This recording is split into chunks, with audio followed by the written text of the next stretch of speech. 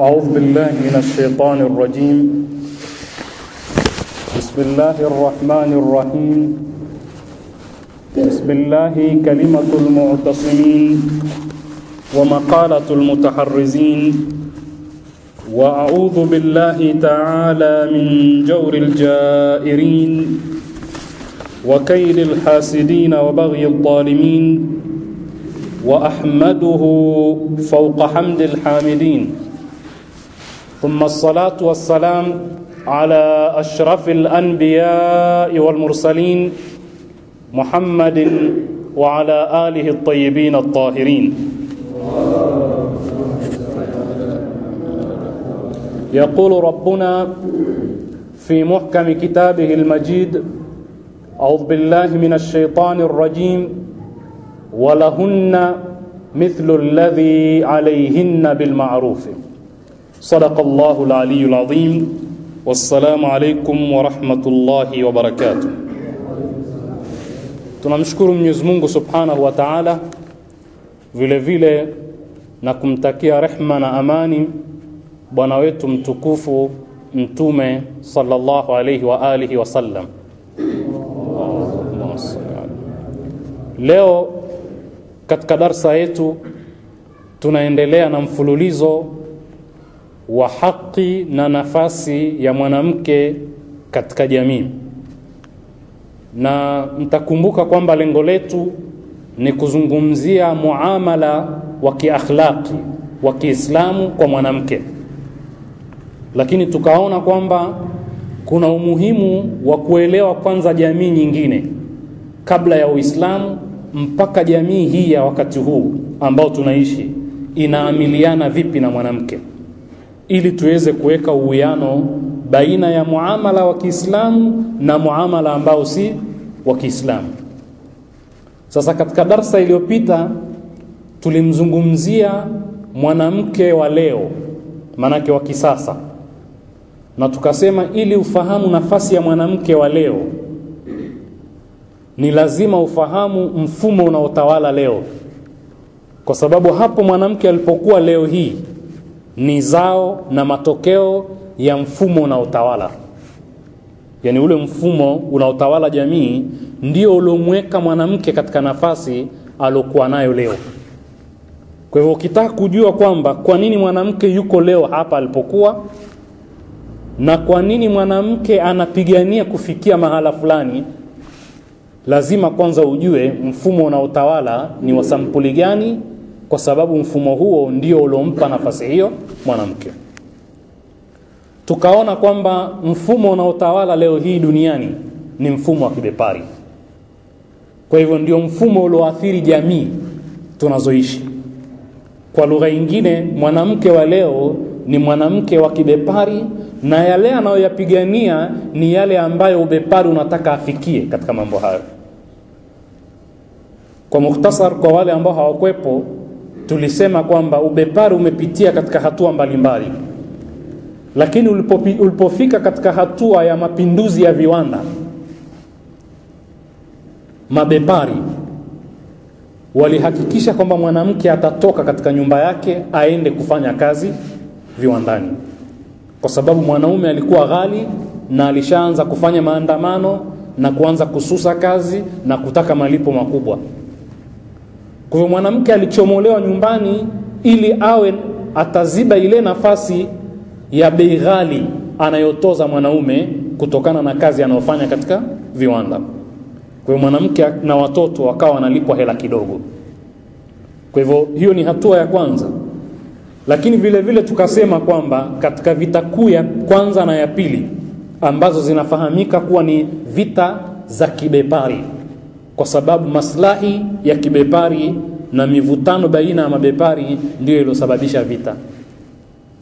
Sasa vita vile wanaume wengi waliuliwa.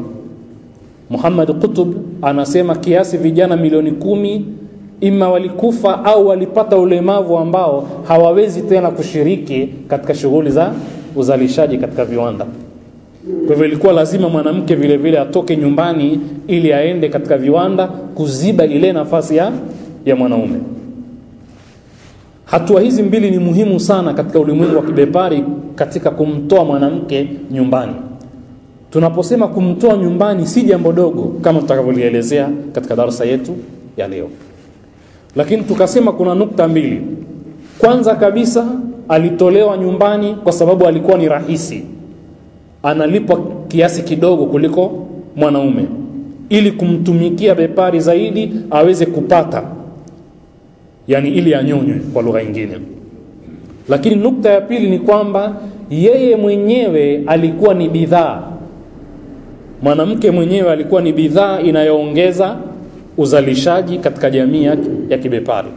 Yani yeye anaweza kushawishi zaidi watu kuzalisha, anaweza kumvutia mwanaume zaidi, kwa hivyo anaweza kutangaza biashara zaidi, na akiwepo katika eneo la uzalishaji anaweza kushawishi uzalishaji zaidi.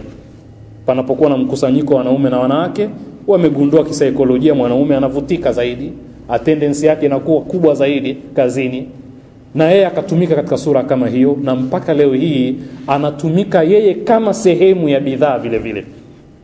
Kwa hiyo kuna maeneo ambayo kumwajiri mwanamke kutaleta uzalishaji zaidi kuliko ukimweka mwanaume.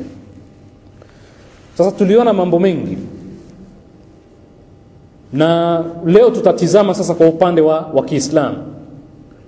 Tuliona kwamba mwanamke wa leo anapigania usawa katika nyanja zote.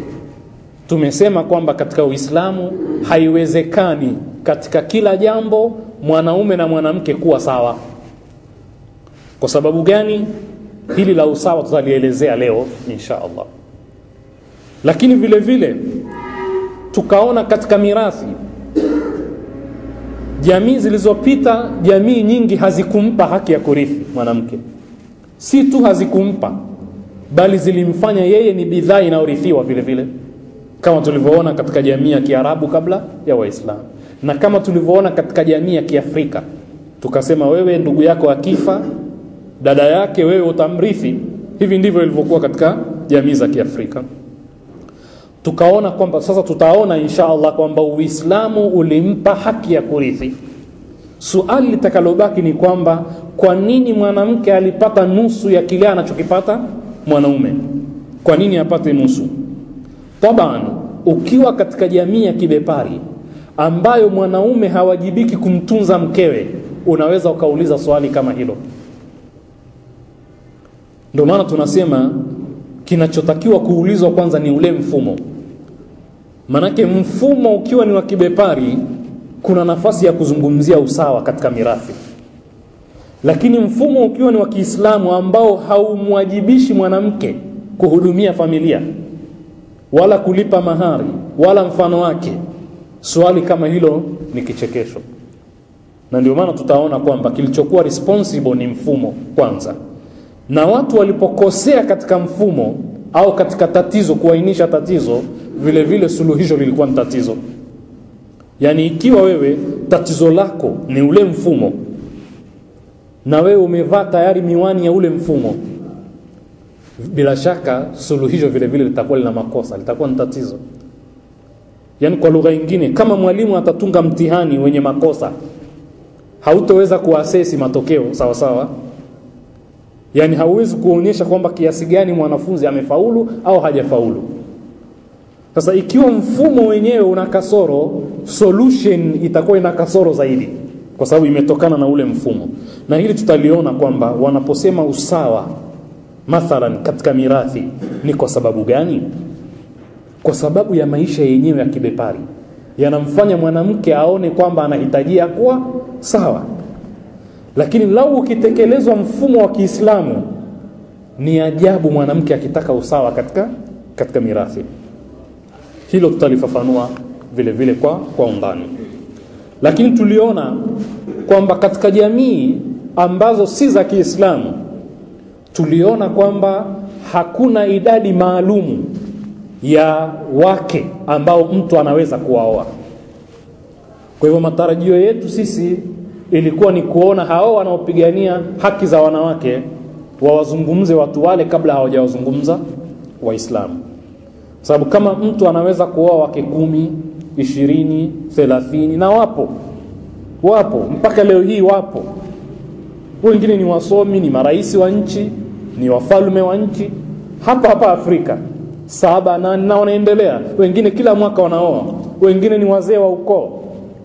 Kabla ya kuzungumza Uislamu ulioweka sharti kwamba kuoa wake wengi si ruhusa tu, ni ruhusa yenye masharti na lazima utimize yale masharti kama tutakavyoelezea. Walikuwa kwanza wazungumzie hizo jamii nyingine, kwa sababu huwezi ukawa na wake 10 wote ukawapa haki zao.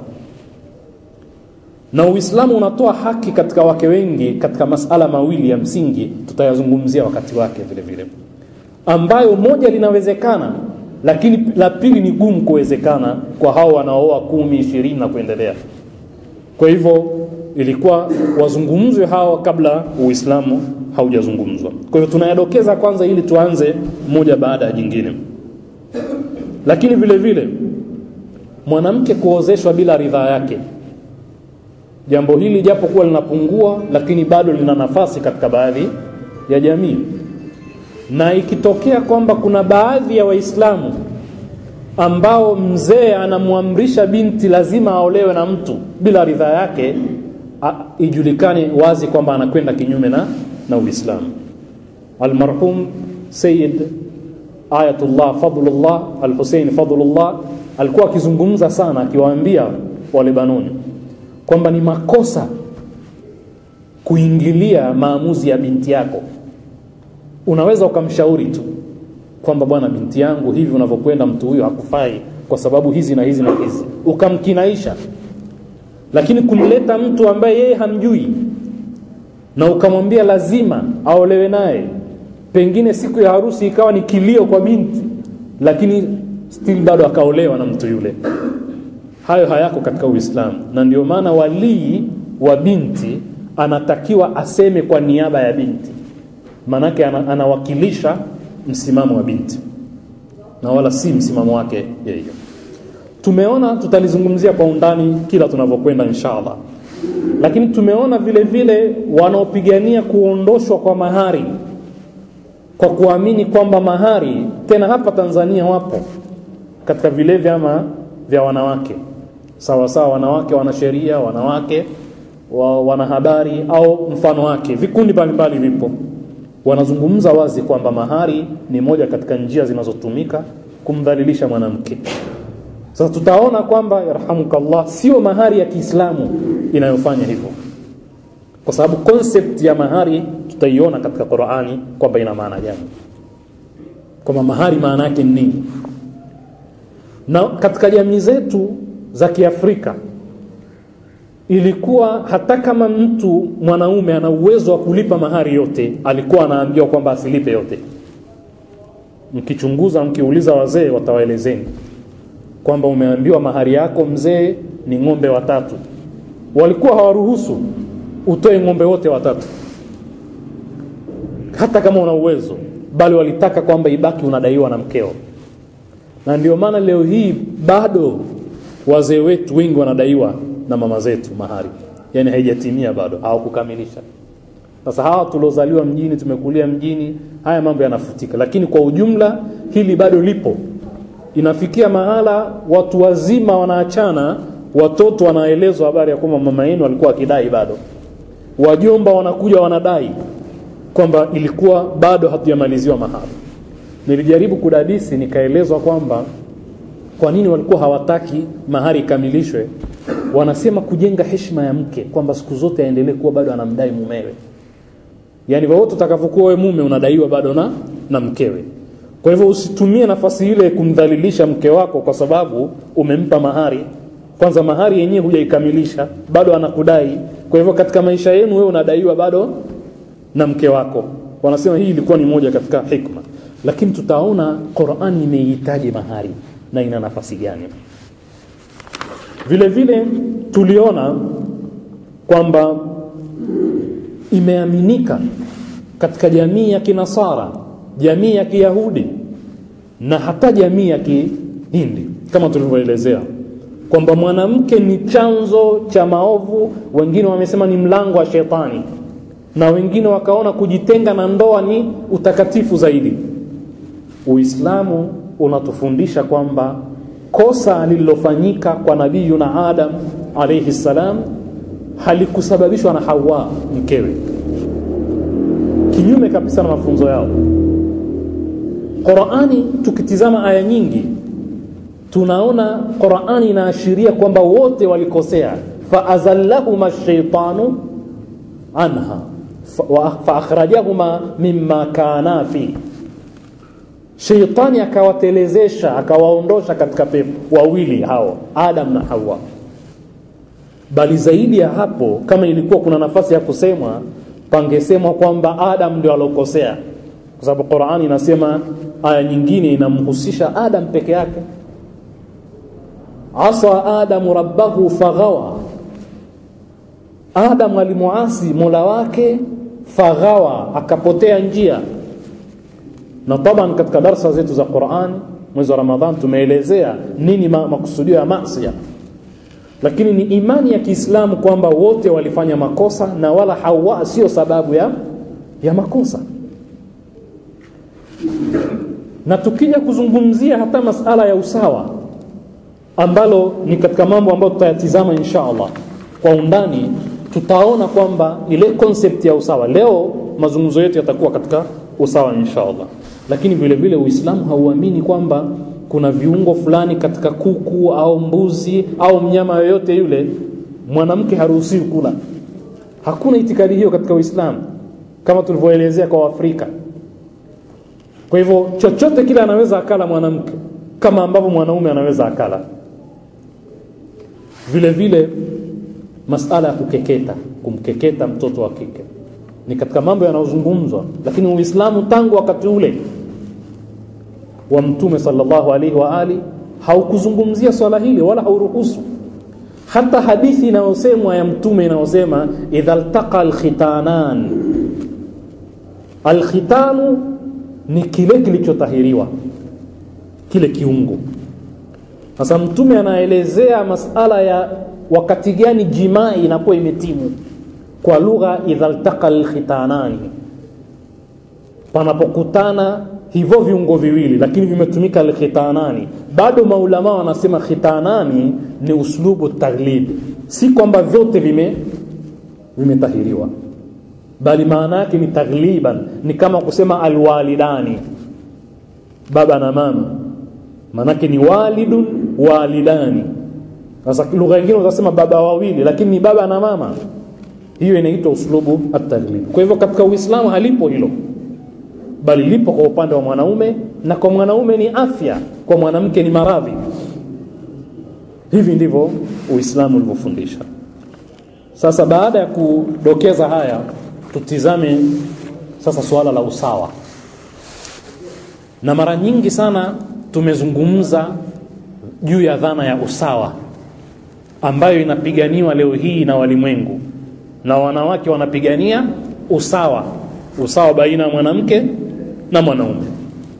Usawa katika nini? Kwanza bila shaka ni usawa fil huquqi wal wajibat, katika mambo ya kuwajibika na katika mambo ya haki, yani responsibilities na rights.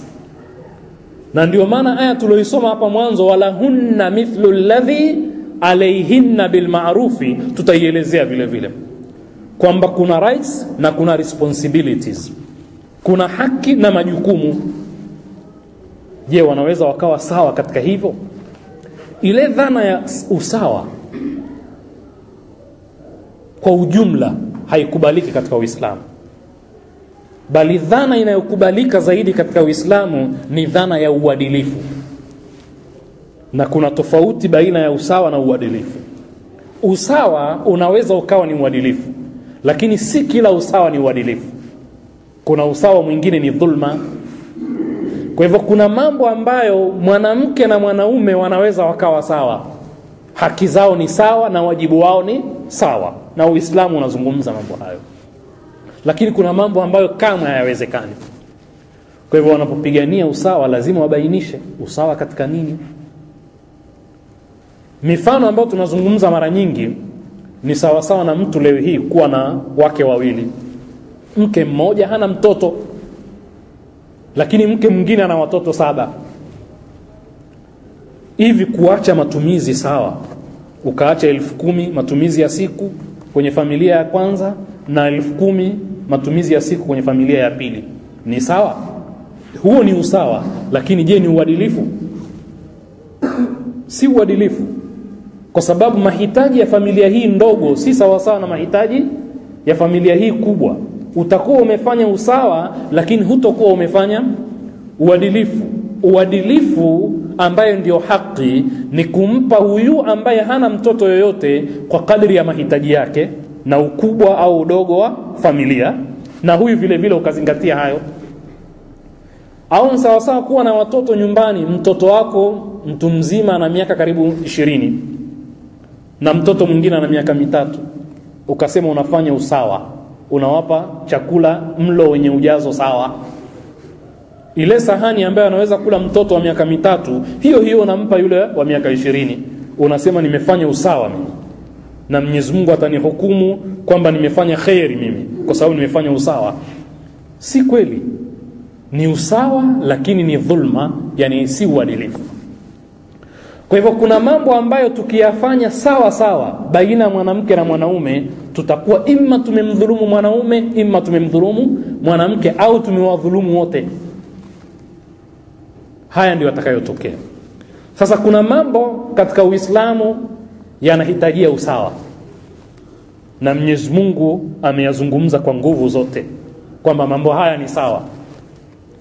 Tumeona jamii ya Kifaransa mwaka 586 AD, kama tulivyozungumza, walikuwa wanajadiliana, wamefanya mkutano, wanajadiliana, je, mwanamke ni binadamu au si binadamu? Tukaona kwamba maazimio ya kikao chao ni kwamba mwanamke ni binadamu, lakini kaumbwa kwa ajili ya kumhudumia mwanaume. Tulizungumza katika darasa iliyopita. Sasa Uislamu unasema kwanza mwanaume na mwanamke ni sawa katika ubinadamu. Yani hakuna ambaye ni binadamu zaidi kuliko mwenzake baina ya mwanaume na mwanamke. Wote ni sawa. Yani ni binadamu sawa. Kwa hivyo katika sifa ya ubinadamu, kama tunavyoiona katika mwanzo mwa surati An-Nisa, Mwenyezi Mungu anaosema ya ayuhan nasu ittaqu rabbakum alladhi khalaqakum min nafsin wahida wa khalaqa minha zawjaha wa batha minhuma rijalan kathiran wa nisaa. Aya hii inaonyesha kwamba mwanaume na mwanamke ni sawa katika kila jambo, na kwamba sisi sote chanzo chetu ni Adam, alafu kisha Hawa, kisha kutokana na Adam na Hawa Mwenyezi Mungu akaeneza wanaume wengi na wanawake wengi.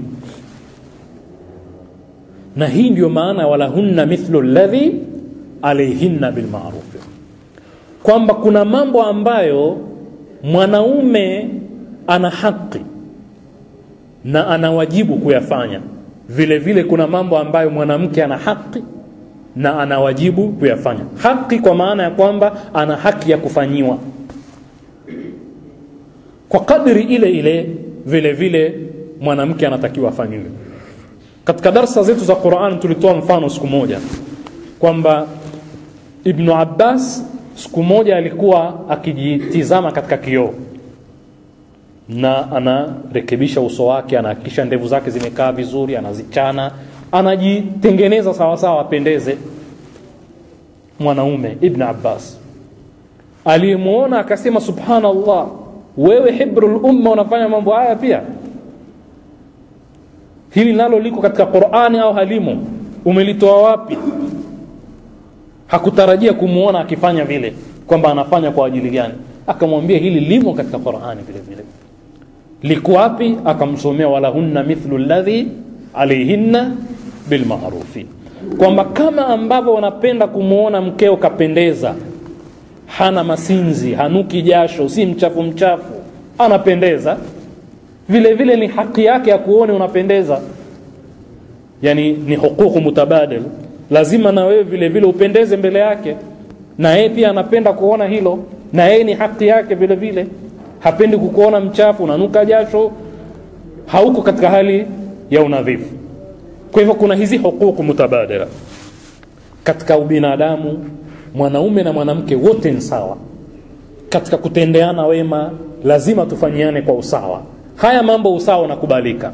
Mwenyezi Mungu Subhanahu wa Ta'ala katika amali za mwanamke na mwanaume hakuna atakayelipwa zaidi eti kwa sababu jinsia yake ni ya kike au ya kiume. Wote watalipwa kwa sawa. Kwa hivyo usawa hapo upo. Maana tunataka kuona mahala ambapo usawa hakuna.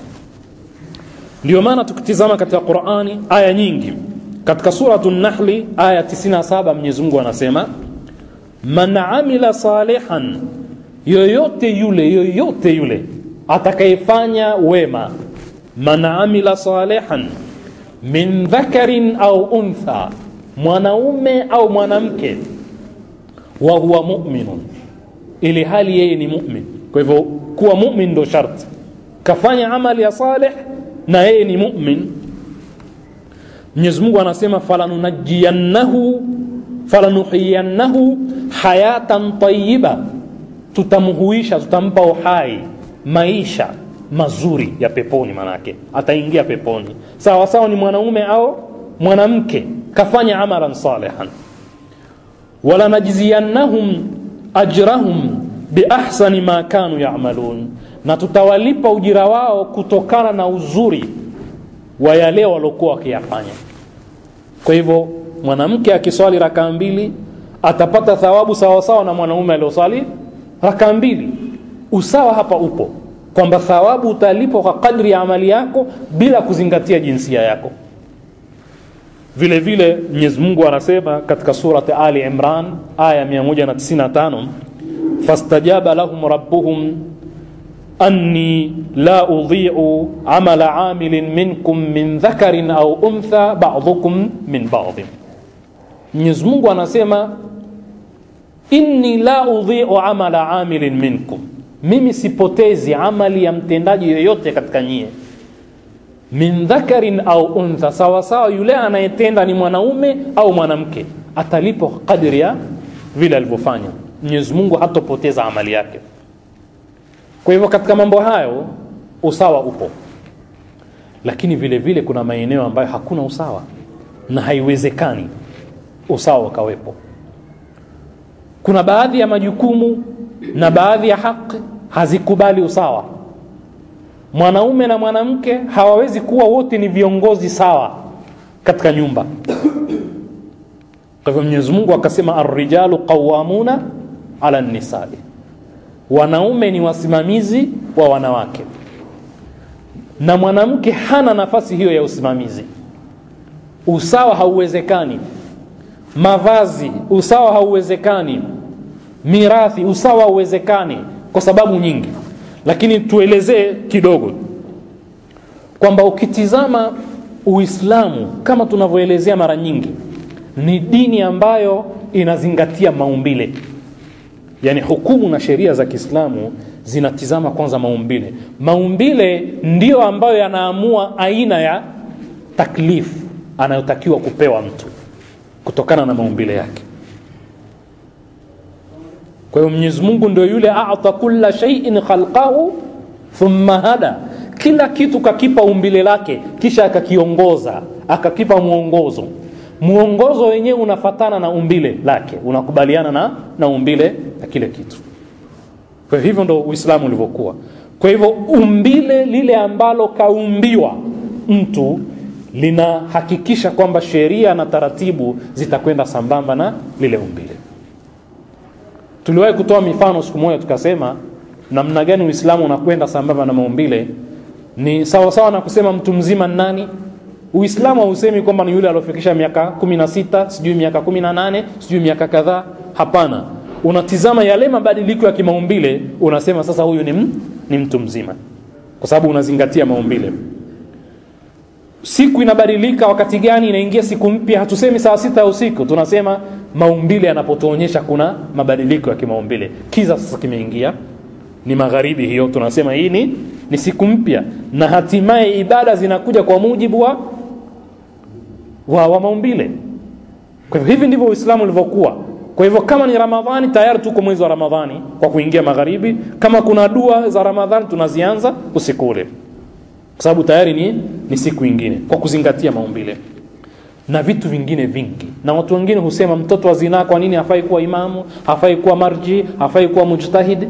Kwa sababu ya njia alopatikana kimaumbile inaathiri, yani inamuathiri yule. Si dhulma kwa yule mtoto kwa sababu hajafanya kosa yeye, lakini njia alopitia, kanuni na taratibu na mizana aliyoweka Mungu, ikikosewa inaleta dosari. Kwa kuwa njia alopatikana mtoto ile ina makosa, lazima atakuwa na dosari fulani. Sasa pakipatikana wachache ambao hawana dosari, ile si kigezo, bali kanuni ya Mwenyezi Mungu ya jumla kwamba ukipitia njia ya mkato lazima patakuwa na matatizo. Na ndio maana dunia leo hii ilipokosea kuweka sheria ambazo zinakwendana na maumbile, zinaenda sambamba na maumbile, ndipo palipoibuka matatizo tunayoyaona duniani leo hii. Kwa hivyo Uislamu unajali maumbile. Sasa maumbile ya mwanamke na mwanaume ni tofauti, na utofauti ule umekusudiwa, si wa bahati mbaya. Kwa hivyo kutokana na tofauti za kimaumbile inazalisha tofauti za baadhi ya majukumu, na huwezi ukaleta usawa katika hilo. Uislamu unapozungumza kwamba mwanamke ni uchi, kwa sababu umbo la mwanamke kuacha maeneo yaliyokusudiwa yakae wazi kama uso na viganja vya mikono, kwa hakika maumbile yake ni kivutio. Sasa sio tu umbile fulani au kiungo fulani maalumu, viungo vyake vingi ni kivutio kwa mwanaume. Kwa hivyo mavazi yanayotakiwa avae mwanaume, ukitaka hayo avae mwanamke, kuna dhulma fulani itatokea, kwa sababu kwa mwanaume si vile ilivyokuwa kwa mwanamke. Sasa kama dunia imekuwa chafu kiasi kwamba wanawake wanatembea uchi sana, kwa hivyo tumezoea kuwaona mpaka ikawa si uchi tena. Maana yake kuona nywele za mwanamke si ajabu. Ile testi imekufa. Na Mwenyezi Mungu anapozuia vitu hivi ni kwa sababu anataka kulinda ile testi. Sasa kwa sababu wametembea sana uchi, tukazoea sana kuona mpaka imefikia mahala kuna watu sasa hata wakimuona uchi kabisa pia wataharaka, kwa sababu namna ya kuzoea hali ile. Kwa hiyo Uislamu unajaribu kumsitiri, kufunika kwa sababu ya kimaumbile. Kwa hiyo ukitaka usawa hapo umekosea. Sasa maumbile yake kibiolojia tofauti na mwanaume, na katika nyanja zote. Mwanaume hawezi kuchukua mimba, hawezi kuzaa kwa maana ya kujifungua, hana kifua ambacho anaweza akamnyonyesha mtoto. Na hayo maumbile vile vile yanafanana na tabia, yani yanaathiri tabia ya kile kiumbe ambaye ni mwanamke mwenyewe. Kwa hivyo kisaikolojia vile vile ameathirika, ana huruma zaidi, ni mpole zaidi, na mwili wake vile vile uko namna hiyo, nyororo laini, si mkakamavu kama vile umbile la kiume. Na umbile la kiume ukakamavu unafanana na tabia yake, vile vile unafanana na majukumu yake na kazi ambazo anatakiwa azifanye mwanaume. Sasa jamii ambazo zilimtoa mwanamke nyumbani zikampokonya lile jukumu kubwa aliopewa linalofanana na maumbile yake, ndio maana pakawepo na matatizo tunayoyaona leo hii katika jamii. Mtu anaweza akasema, kwa hivyo basi Waislamu wanaamini kwamba mwanamke akae nyumbani tu, iwe kazi yake kulea tu, haruhusiwi kutoka. Tabani Uislamu hausemi hivyo, lakini Uislamu unasema kazi ya awali na ya msingi ya mwanamke ni ujenzi wa jamii, kuijenga familia. Sasa mtu anaweza akadhani ni dogo hilo, lakini ni kubwa kuliko yote.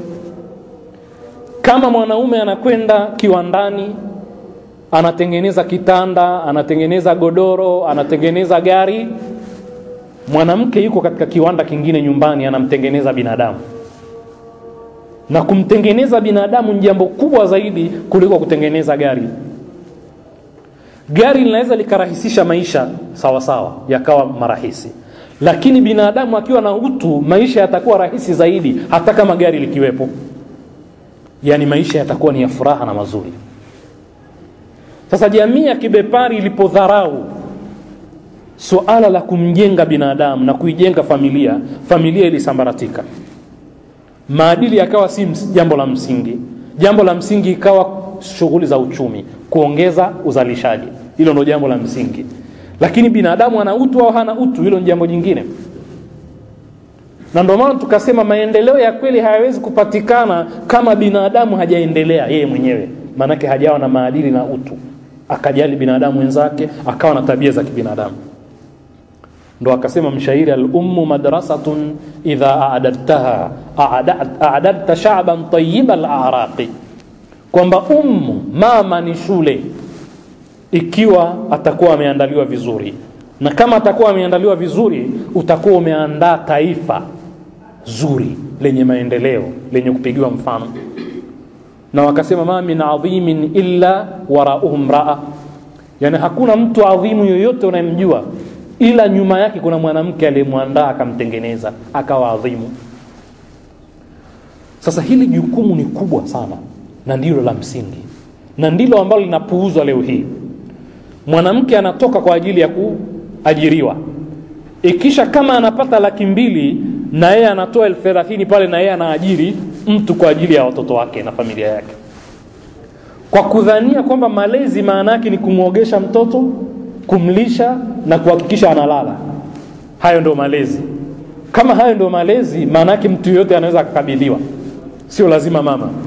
Kwa sababu unaweza ukamchukua binti hajawahi kuzaa, hana mtoto, hajui maana ya kulea, ukamuelekeza tu namna ya kumuogesha mtoto, kumlisha chakula na kumlaza.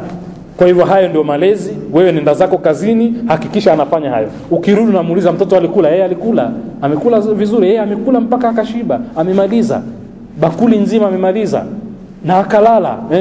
Tayari umemlea mtoto wako. Kwa hivyo ni rahisi kumkabidhi binti wa kazi, ukamwambia mtoto huyo, ukamgeia pato lako na yeye ukamwajiri, na wewe ukaenda ukaajiriwa. Hiyo ndio jamii ya kibepari, na hapo ndipo alipofikishwa mwanamke. Lakini malezi ni jambo kubwa zaidi, kama tutakapoliona inshallah tukizungumzia nafasi ya mzazi kwa mtoto. Malezi ni namna hata lugha unayozungumza mbele ya mwanao, uteuzi wa lugha, kumrekebisha lugha anayozungumza, pia lugha mnayozungumza nyie akiwepo yeye. Sasa hivi katika vitu vikubwa sana ambavyo watu hawavijali ni suala la television, hata katuni zile, kwamba zinamuandaa vipi mtoto, zinamfanyaje mtoto. Ndio maana siku moja tukizungumza hapa tukasema watoto wa sasa hivi hawaogopi kifo, wala mauaji si kitu cha ajabu kwao, kwa sababu kila siku kwenye TV anaona mauaji, anaona watu wanavouana, anaona watu wanavokufa. Kwa hivyo kifo kwake si kitu cha ajabu, ukatili kwake si kitu cha ajabu. Ni rahisi sana kumzalisha mtoto katili kutokana na kutizama TV na zile sinema zinazoonyeshwa pale. Kwa hivyo malezi ni jambo kubwa zaidi kuliko kumpa chakula mtoto, kumuogesha na kumlaza. Sasa mwanamke akapewa jukumu hili la msingi, lakini jamii ya kibepari ikamchomoa pale, ikampeleka kiwandani ili aongeze uzalishaji, hatimaye tukaharibu maadili ya jamii zetu, na ndio matokeo tunayoyaona leo hii. Nataka kumaliza darasa yetu ya leo kwa kutoa mfano katika surati al-Qasas, kiasi kama dakika chini ya 10 inshallah, ili tuweze kumaliza darasa yetu. Katika surati al-Qasas kuna kisa cha Nabii Musa alayhi salam. Baada ya Nabii Musa kumsaidia yule mtu katika Bani Israel aliyekuwa akionewa na mtu katika Makipti, kwa bahati mbaya akafa yule mtu. Musa alipewa taarifa kwamba jamaa wamekaa kikao wanamkusudia yeye. Akaambiwa ondoka katika mji huu, jamaa wamekaa kikao. Akaondoka, hajui anapokwenda. Qur'ani inasema alikwenda mpaka akafika katika eneo linaloitwa Madian. Katika eneo la Madian kulikuwa kuna kisima ambacho watu wa eneo lile wanachota maji pale. Wanakuja na mifugo yao, wanachota maji, wanaipa mifugo. Kama ni maji ya kupeleka nyumbani, wanachota pale katika kile kisima. Kwa hivyo safari yake ile ya ukimbizi alifikia mahala akawakuta watu ni mgeni katika mji, hajui yoyote, akakaa mahala anawatazama watu wale. Lakini akaona kuna mabinti wawili, wale mabinti wamejitenga, hawajakusanyika na watu, na wana mifugo yao wanaizuia isichanganyikane na ile mifugo ya watu, na hawachanganyikani nao kabisa, wamejitenga.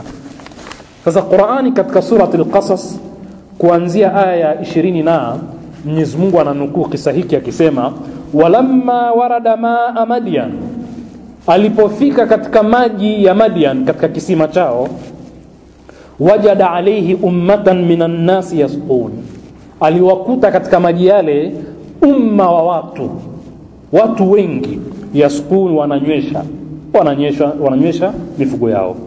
Wawajada min dunihim ra'atayn tadhudan, akawakuta pembezoni mwao mabinti wawili, tadhudan, wanazuia mifugo yao isiingiliane na ya wale watu, wanajitenga, wako pembeni. Akawapata, akawaambia hivi, qala ma khatubukuma, mna nini nyie, mbona mmejitenga, mbona hamko na watu? Sasa tunataka tutadabbur pamoja. Kwanza kabisa hawakuchanganyikana, lakini walitoka. Tunajifunza kwamba mwanamke wa Kiislamu anaweza kutoka, ikibidi atoke na kufanya shughuli nyingine za kijamii. Hii ni shughuli ya kiuchumi. Kuna mifugo inafugwa, kuna maji wanataka wapewe. Mwanamke ndio yuko pale na mabinti wa Nabii Shuaib, kwa hivyo wametoka. Lakini pamoja na kutoka, Uislamu unasema kuchanganyikana ni haramu. Maingiliano yale ambayo hayana mipaka ni haramu, kwa sababu yataleta ushawishi ambao utaleta ufisadi na uharibifu. Na hili ndilo ambalo limo katika jamii yetu.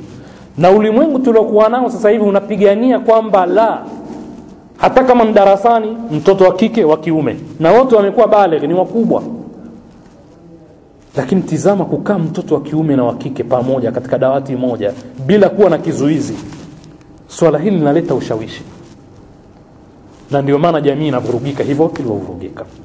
Kwa hivyo tunajifunza jambo hili kwanza.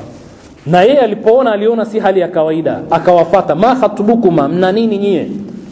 Wakajibu hivi, qalata, wakasema, la nasqi hatta yusdira ar-ru'a, la nasqi hatta yusdira ar-ru'a, hatuto nywesha sisi mifugo yetu mpaka hawa wafugaji hawa wamalize, waondoke wao. Sasa ndio itakuja zamu yetu, tunangojea waondoke. Wa abuna sheikhun kabir, na baba yetu ni mzee sana.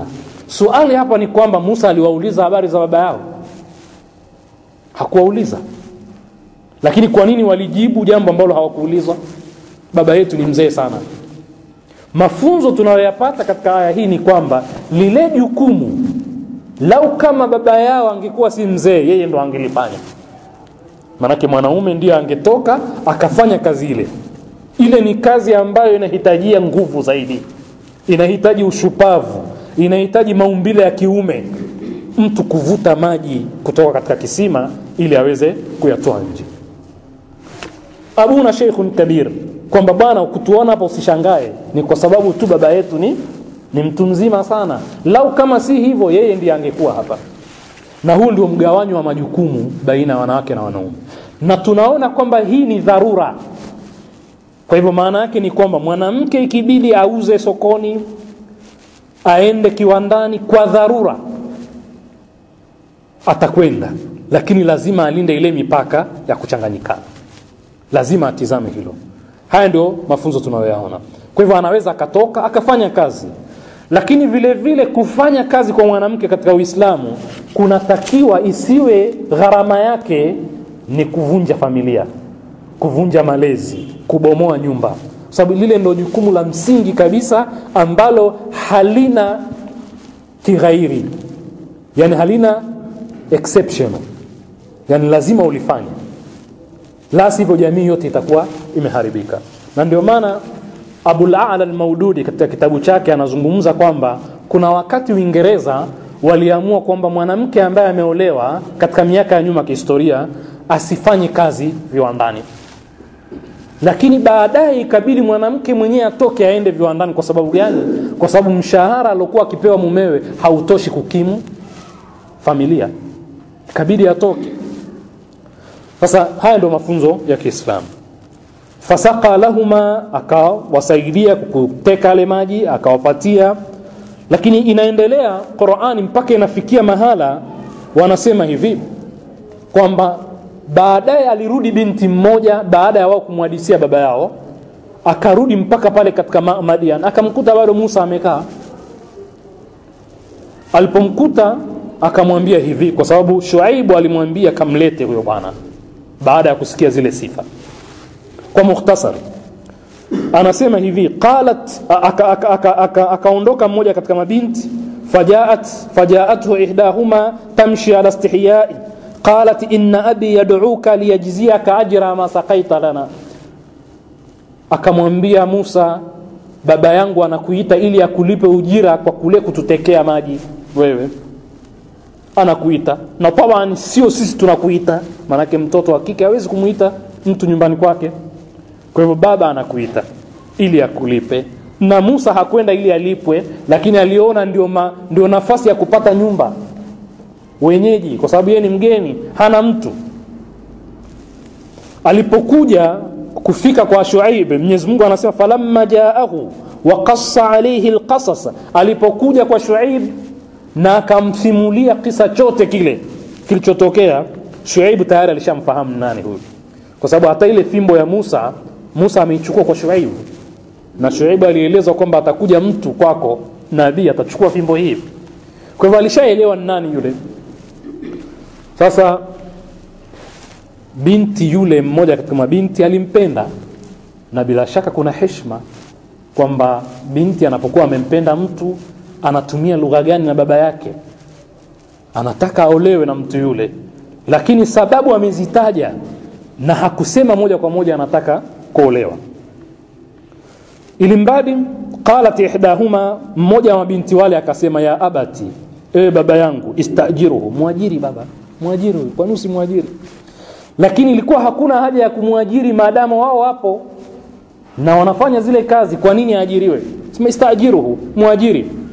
Ikisha naomba inna khaira man istajarta, hakika mbora utakayemwajiri alqawiyul amin, ni yule mwenye nguvu. Kwa sababu gani? Aliona namna alivyobeba yale maji, na kuna kazi za mwanamume zinahitajia nguvu, mwanamke haziwezi. Mwajiri huyu ili sisi sasa tutulie, tusifanye majukumu ya mwanaume. Na tumeona nguvu zake, aliweza kubeba maji yale peke yake kuyatoa katika kisima. Al-amin, muaminifu, kwamba hakufikia mahala kutuchokoza sisi. Na hata safari yake yeye kwenda na yule binti mpaka nyumbani, panasema kwamba alipotangulia binti alimwambia njoo nyuma unielekeze tu. Kwa hivyo alijua kwamba huyu bwana ni muaminifu. Kwa hivyo ana sifa mbili. Kwanza ana uwezo wa kazi, yani capability, ana uwezo, ana nguvu. Pili, muaminifu. Na hizi ni sifa kubwa sana mahali popote ambapo mtu anafanya kazi. Uwezo wa kufanya ile kazi, uwezo tu hautoshi, uaminifu vile vile. Sasa bila shaka yeye hakumwambia tu kwamba nataka kuajiri, anamwambia uridu an unkihaka ihda ibnatayya atay, nataka kuozesha mmoja wa mabinti zangu hawa. Ili mradi hayo si maudhui yetu. Kisa hichi inshallah tutakuja kutoa vitu vingine kila tunavyokwenda, tutaviona katika kisa hiki.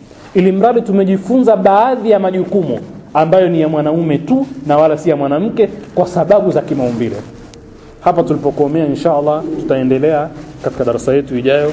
Nas'alullah al-auna wa at-tawfiq lima yuhibbu wa yarda, innahu waliyyu at-tawfiq wa bihi nasta'in, walhamdulillahi rabbil alamin.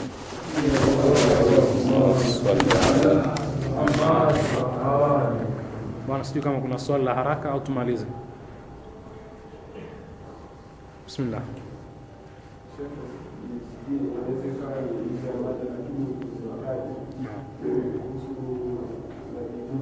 Naam.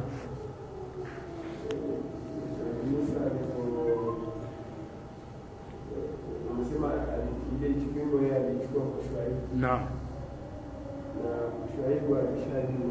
Naam. yani kama Shuaibu alikuja pale alikuja na ile fimbo au na alichukua Shuaibu kwa njia hiyo. Shuaibu alikabidhi. Musa alikabidhiwa na Shuaibu. Tafsiri za Qur'an zinaelezea kwamba ile fimbo ya Musa aliichukua kwa Shuaibu na Shuaibu alipewa ile fimbo. Kuna maelezo mengi sana. Hata Shuaibu haikuwa ya kwake. Wengine wanasema ilikuwa tangu ya Nabii Adam alayhi salam. Ili mradi tu ni kwamba Musa ameichukua kwa Shuaibu kwa kupewa. Lakini Shuaibu alikabidhiwa kama amana kwamba atakayechukua kwake ni nabii katika manabii. Kwa hivyo alipomhadithia na kumsimulia kisa chake na kule alipotoka, tayari Shuaibu alipata picha kwamba huyu atakuwa nani. Kwa hivyo yale alinyamazia, lakini akakaa naye kwa muda wa miaka 10 na wakaishi pamoja, akamuozesha binti yake, akamkabidhi, wakaondoka. Na utume ameupata njiani alipokuwa anarudi sasa katika jamii ya Firaun. Lakini alipokuwa kwa Shuaibu hakuwa nabii, na mpaka anaondoka hakuwa nabii, njiani ndo akapewa utume. Kuhusu tukio alilolifanya kabla kuja huko. Ile la kuua. Inachukuliwa vipi? Maana kuua si makosa. Taban linahitajia maelezo marefu kama tulivyozungumza kwa kirefu kuhusu Adam katika mwezi wa Ramadhani. Lakini mukhtasari wake ni kwamba kwanza hakuua kwa makusudi. Hilo ni jambo la kwanza. Kwa sababu yule bwana alimuita amsaidie na ilikuwa ni wajibu amsaidie sababu anaonewa. Na tumeona sisi huku nyuma katika sura al-Baqara kwamba aliyewadhulumu Bani Israili si Firauna peke yake, jamii nzima ya Kikipti ilishiriki. idh najainakum min ali firauna yasumunakum su'a al-adhab. Watu wa Firaun wote walishiriki kuwadhulumu Bani Israili.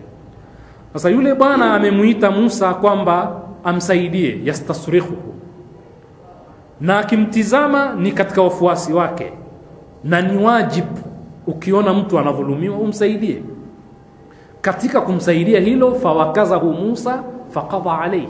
Na inasemekana alikuwa ni mtu ana nguvu sana. Katika kumsaidia alipompiga bwana yule, ikawa ndio moja kwa moja kufa yule bwana, lakini hakukusudia kumuua, lakini ni dhalim yule, ni dhalim. Kwa hivyo hata ukirejea katika fiqh na katika Qur'an utaona adhabu ya mtu anayeua bila kukusudia.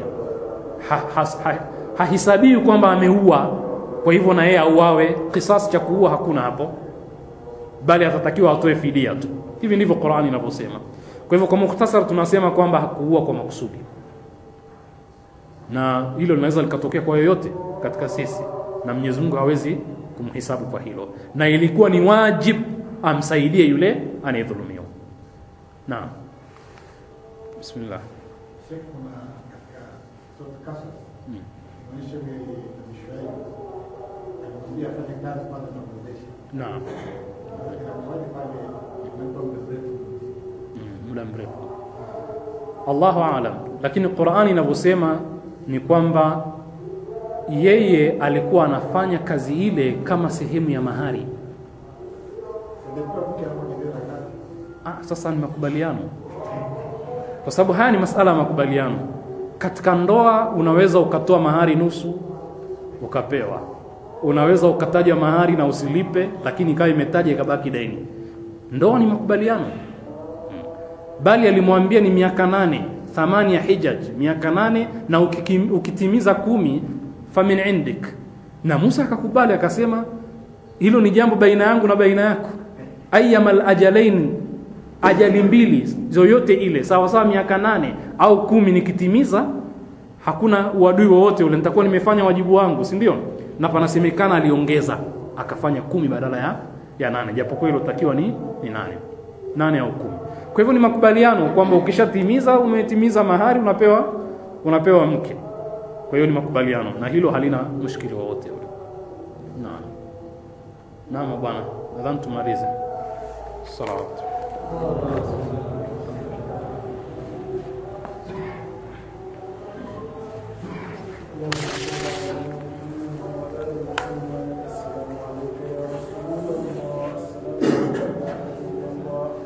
السلام عليك يا من استغفر